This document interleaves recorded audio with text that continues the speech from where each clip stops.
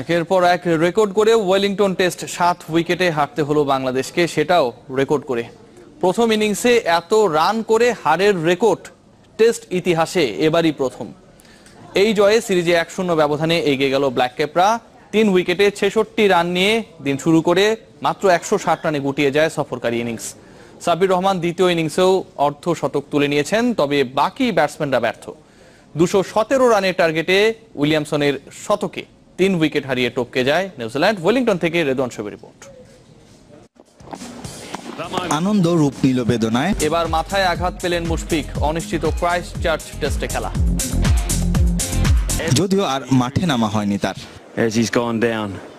বাপায়ে ব্যথা পাওয়া ইমরুল কায়েস সেদিন নেমেছেন খুঁড়িয়ে খুঁড়িয়ে, কিন্তু টেলেন্ডাররা যোগ্য সঙ্গ না দেওয়ায় 160 রানের বেশি তুলতে পারেনি বাংলাদেশ। ইমরুল এক প্রান্তে অপরাজিত 36 রানে।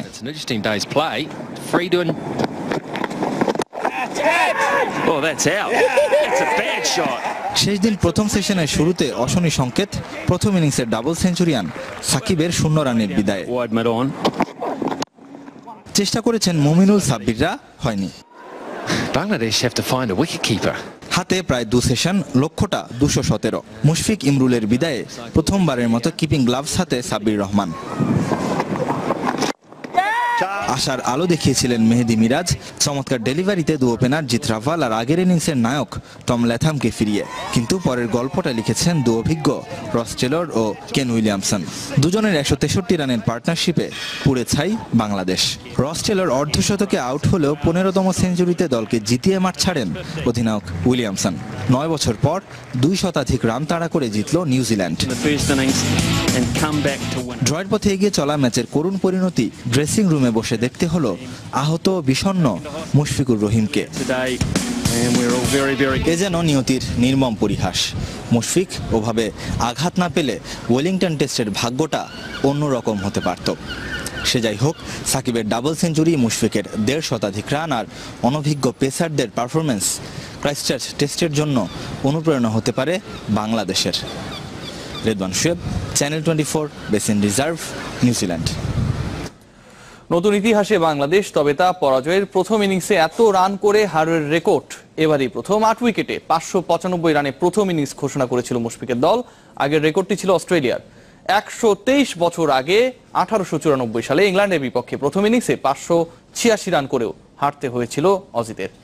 এছাড়া 2003 সালে ভারতের বিপক্ষে 556 রান করে অস্ট্রেলিয়া, আর 1968 সালে অস্ট্রেলিয়ার বিপক্ষে ইংল্যান্ড হেরেছিল 551 রানে ইনিংস ঘোষণা করে।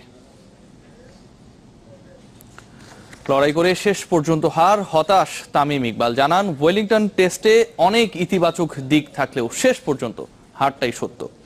এদিকে ভালো প্রতিদ্বন্দ্বিতা গড়ে তোলার পরও বাংলাদেশের প্রশংসা করেছেন ব্ল্যাক ক্যাপ অধিনায়ক Kane Williamson. We're very disappointed. As a cricketers, we are very disappointed যে আমরা একটা ম্যাচ হেরেছি।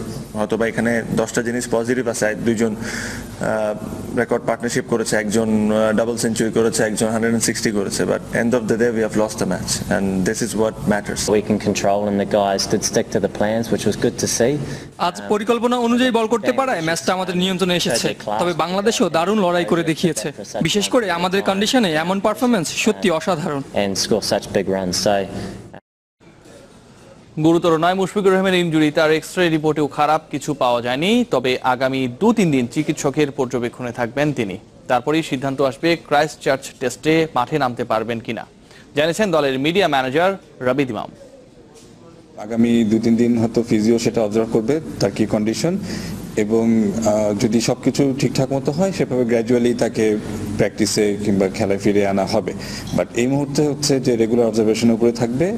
মাইল্ড কনকাশন আছে, বাট যেটা এমনি হেড ইনজুরি যে ভয়টা যেটা ছিল সেটা নেই, সেটা কেটে গেছে, কারণ আমাদের নেক এক্সরে যেটা সেটা রিপোর্ট ক্লিয়ার এসেছে।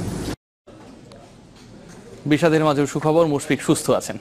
এদিকে প্রথম টেস্ট হারের পরও বাংলাদেশের লড়াকু মানসিকতার প্রশংসা করেছেন সাবেক কিউই তারকা ক্রিস হ্যারিস।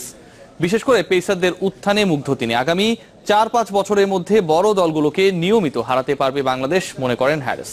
অবশ্য এর জন্য দেশের বাইরে আরও টেস্ট খেলার ব্যাপারে গুরুত্ব দিয়েছেন তিনি। ওয়েলিংটন থেকে রেদওয়ান শোয়েবের আরও একটি রিপোর্ট। ওয়ানডে স্পেশালিস্ট অলরাউন্ডার ছিলেন ক্রিস হ্যারিস। 23 টেস্ট খেললেও কিউদের হয়ে সবার আগে ছুঁয়েছেন 250 ওয়ানডের মাইল ফলক, যেখানে 1 সেঞ্চুরি, 16 হাফ সেঞ্চুরিতে তার রান 4379। 1990 সালে ওয়ানডে অভিষেক হওয়া এই ক্রিকেটার বাংলাদেশের বিপক্ষে টেস্ট না খেললেও 5 ওয়ানডেতে সঙ্গী ছিলেন। বাংলাদেশের ক্রিকেটের বিবর্তনের সাক্ষী হ্যারিস। বাংলাদেশের ক্রিকেট নিয়ে আমি খুবই উচ্ছ্বসিত। ওরা ম্যাচ হারলেও শক্তিশালী দলের বিপক্ষে যে কোনো অ্যাওয়ে সিরিজের তুলনায় এবার ভালো করেছে। গেল কয়েক বছর ধরে তারা তাদের সামর্থ্যের প্রমাণ দিচ্ছে। আগামী 3-4 বছরের মধ্যে ওরা নিয়মিত বড় দলগুলোকে হারাতে সক্ষম হবে। ওয়েলিংটন টেস্টে আধিপত্য দেখিয়েও শেষ দিন এমন হারের কারণ অভিজ্ঞতার অভাব মনে করছেন তিনি। এজন্য প্রয়োজন বিদেশের মাটিতে বেশি ম্যাচ খেলা। নিজেদের দেশে তারা ভালো দল, তবে শুধু টেস্ট ক্রিকেটেই নয়, টি-20 কিংবা ওয়ানডে ক্রিকেটে যত বেশি দেশের বাইরে খেলতে পারবে বাংলাদেশ, ততই তাদের জন্য ভালো হবে। এখন বেশ শক্তিশালী বাংলাদেশের পেস অ্যাটাক দাবি তার। আমরা আগে থেকেই জানি যে বাংলাদেশে কোয়ালিটি স্পিনার রয়েছে। দেখার বিষয় ছিল সেখানকার পেসাররা এ ধরনের কন্ডিশনে কতটা ভালো করে। আমি পুরোপুরি সন্তুষ্ট। পাশাপাশি মেহেদী মিরাজ, মোস্তাফিজের মতো তরুণরা দলকে আরো এগিয়ে নিয়ে যাবেন মনে করছেন Harris. Redwan Shoaib, channel 24, basin reserve, New Zealand. এবার জানাবো বাংলাদেশ দক্ষিণ আফ্রিকা নারী দলের সিরিজের খবর। তৃতীয় ওয়ানডেতেও ব্যর্থ বাংলাদেশের ব্যাটিং লাইন আপ গুটিয়ে গেছে মাত্র 136 রানে, তবে জ্বলে উঠেছেন বোলাররা। প্রোটিয়া নারী দলের সংগ্রহ 9 উইকেটে, শেষ খবর পর্যন্ত 108 রান। কক্সবাজারের শেখ কামাল স্টেডিয়ামে টস জিতে ব্যাট করার সিদ্ধান্ত নেয় বাংলাদেশ। শুরুটা ভালোই করেন দুই ওপেনার শারমিন সুলতানা ও শারমিন আক্তার, করেন 42 রানের জুটি। এরপর 5 রানের ব্যবধানে ফেরেন দুজনই। মিডল অর্ডার ও লোয়ার অর্ডার ব্যর্থ হলে বিপর্যয়ে পড়ে বাংলাদেশ। সর্বোচ্চ 28 রান করেন অধিনায়ক রুমানা আহমেদ।